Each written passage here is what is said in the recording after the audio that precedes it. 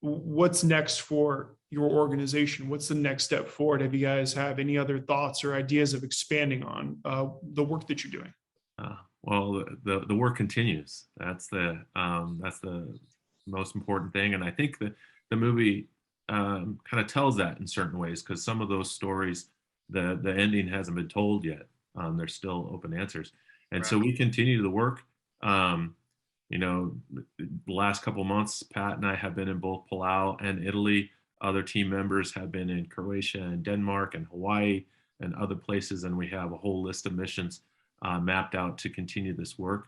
You know, there's still more than 80,000 people missing from our previous conflicts, and so our intention is just to keep on working until we can get that number as low as possible, with the goal of it being zero. And until we get to that point, then we still have plenty of work to do. And so we're going to continue to research. We're going to continue to search, locate, identify, help repatriate. Our relationship with the Defense POW MIA Accounting Agency, which is the official DoD agency responsible for this work.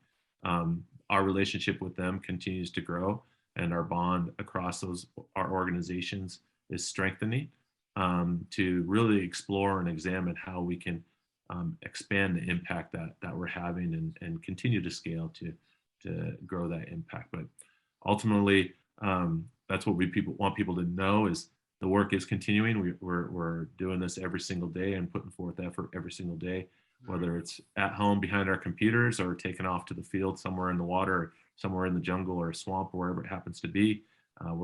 We and all of our team members are going to be putting forth that effort. Do you know, with your background as a retired Marine aviator, you know, weapons system officer, do you find a stronger connection with, you know, recovering the downed aviators? I think, you know, my status as a former aviator has an impact on it, but not as much as my status and identity as a Marine and American.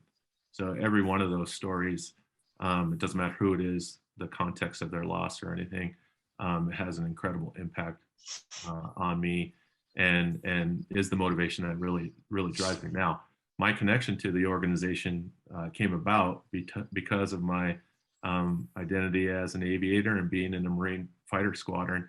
That's how Pat and I met. I was at a World War II reunion group for 121, my former squadron, and him and I met and became friends, and he invited me to be a part of the organization. And at the time I was deploying quite a bit, and so it took me a while to go on my first mission to Palau, but I came back from an Iraq deployment, unpacked my seat bag and packed my suitcase, and took off to Palau on a mission. And the first MIA I was a part of locating was actually a member of my squadron. So I mean, I do get goosebumps whenever I say that, and it was the hook. I mean, at that point there was literally no turning back. It was just like, okay, I can be successful in this, even though I don't know if I have the capabilities to, but we were, and it just continued to drive me. So at that point, you know, there was the hook that I got through the aviation community, but what drives me truly is just my status as an American, and my way of giving back for all that we have because of the sacrifices made by those that we're searching for. And I think you'll find that common across everybody within the group. We have a lot of veterans, Pat and I included, active duty members as well. But then so it's not a requirement to be a part of our organization. It's actually not even a requirement to be American to be a part of our organization. We have people in other countries that are supportive of our effort because they think it's the right thing to do. But as far as my personal motivation, it's a way of giving thanks for all the luxuries that I have today because of those that sacrifice the most.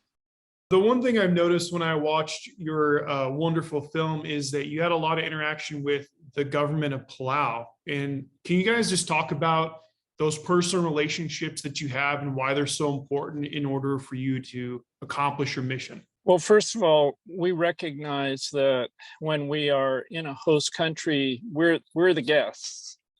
we're the visitors, and we want to know as much about those countries even before we get into them, so that we can respect their cultures, and and and work with them so that we ourselves can be successful. In the case of Palau, we've been going there so long that we've developed many close ties, and it's not a big set of islands. So, you know, there's a real opportunity to work with both the governments, the government of Palau, which is a formal constitutional government, as well as the chief system, which is a parallel cultural system. And it's important to know the boundaries of both of those to be successful. As a matter of fact, there was one young man who became interested in our work, and we stayed in touch, and he invited me to give talks at different times. I remember once he invited me to give talks with what's called the Chief of Chiefs Council. And that young man is now president of Palau. And so the links that we've made are lifelong and have profound impact, and it affects us greatly. We're proud to know President Whips and many people that we work with there now. But this is now extending into all the countries we work in. We have an opportunity to meet and interact with many levels of governments in the different countries we've worked at, which is a true cultural experience for all of us. And so you've really hit on something that we could go on at some length about, but the going into these countries, each one of them, we need to think about and make sure we do our job right, so that we have the maximum benefit for both us and the people in our host countries. I'd like to kind of pull on a point there, because, you know, some of the impact of this work is highlighted in the film very, very well. And the impact runs from the individual level all the way up to the national level. You can imagine the individual family members that are impacted by it, even individual service members. You know, when we don our nation's cloth, you know, a promise is made to us, and we make a promise to our service members that we'll do everything that we can to return them should they fall in battle. But our service members are actually the ones that tasked to ensure that they're brought home. And so service members are impacted directly and indirectly by it through this promise being kept. Family members are impacted by it. You witness and see it in the film, and we've witnessed it firsthand many times over, the impact on the greater community, all the way up to the national level, whereas now these promises are kept, and trust has grown within our nation. There's no partisanship, there's no divisive message around it. It has this incredible healing impact on these long-held wounds of war. And the reason I bring that up is many times that impact is paralleled in the nations that we work in, Palau being the perfect example, this war-torn nation that when Pat started going there, you know, they kind of looked at him odd and the team odd that, you know, what are you doing? You're not going to all the pristine dive locations, and you're not hiking around in the worst parts of the jungle. But once they realized what the intention was, and they realized that we were making an impact on these families, they became very invested in it, and their families and their communities got to share their stories and help with the mission and help us be successful in the mission, which allowed healing to be paralleled in that nation as well. And we see it in other places that we go to. We see the investments made by the Italians when we're in Italy and other nations like that. And it's incredible to witness and be a part of, where we can have this positive impact, not only in our own community, but positive impacts across the world on other nations that are still recovering from conflicts that might have taken place there, 7-8 decades or more prior to today. So it has this kind of layers of impact, and it's something very, very special to be a part of and witness. That's for sure. Yeah, that's amazing. I can only imagine the opportunity for diplomacy in a way for you guys in your organization to represent the United States in a positive manner, and how that impacts globally, not only our image as a country, but also your work, and how important it is to get that collaboration with other entities. We take that very seriously, and understand the potential impact, and of course the potential negative impact you could have by going and not paying attention to something like that. Actually, believe it or not, we had some students join us a few years ago, and one of the topics that one of the students explored was the impact on diplomacy by a small NGO like ours working in a country like Palau, and it does have an impact. We are ambassadors of our nation, whether we hold the title or not, and so how we hold ourselves and act while we execute this mission has an impact on what their citizens think of our nation as a whole, and we want to be positive representation of that. Well, gentlemen, Italy, Palau, Croatia. I mean, you guys are driving a real hard bargain with all the places you're going. How does somebody get involved with your organization? How, obviously you have a website. Can you just tell us a little bit more about if someone wants to volunteer or contribute in any way?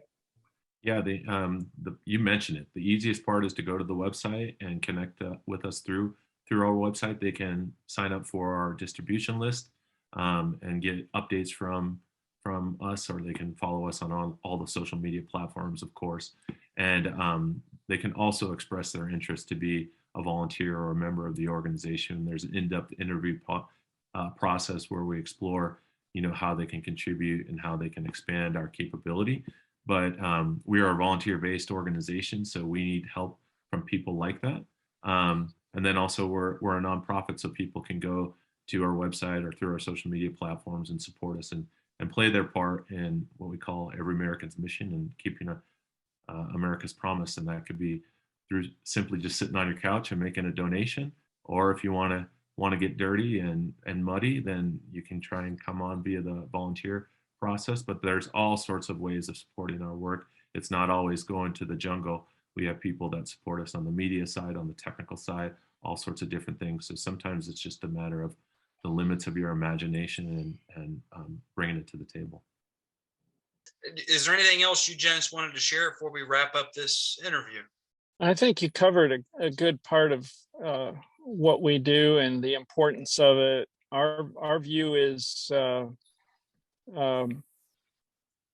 the impact on the families and being able to deliver a message to the families that sometimes they don't even know they've been waiting for, is what drives us and motivates us. And we appreciate your taking the time to learn a little bit about us. And I do hope, it sounds like you saw the movie, but if you haven't, look for it. I think you will enjoy it. It captures a lot of what's important to all of us on this interview, and I'm just proud to be part of it. Yeah, and I think I just reiterate the importance of the work. A lot of people think, why are you still looking for these people? They've been missing for so long. Does anybody actually care? And the answer is yes, people care. Sometimes they're not even conscious about how much they care, but like Pat said, the impact that this has on families and communities is absolutely incredible. And that void or that wound is passed from generation to generation with these losses and missing. And we've interacted with families for a long time that just hadn't talked about it, and it impacts them incredibly, and they reach out to us on a regular basis to talk about the impact of this work and why it's so important and why these answers need to be provided to more people. So that continues to drive us, and we hope people see that message in the film and see that representation through the members of Project Recover. And thank you so much for allowing us to share a little bit of that. Thanks so Gentlemen, much. thank you so much. Really appreciate it. And we'll let you get back to saving the world now. Thank you. Okay, well, actually, I will. Yeah.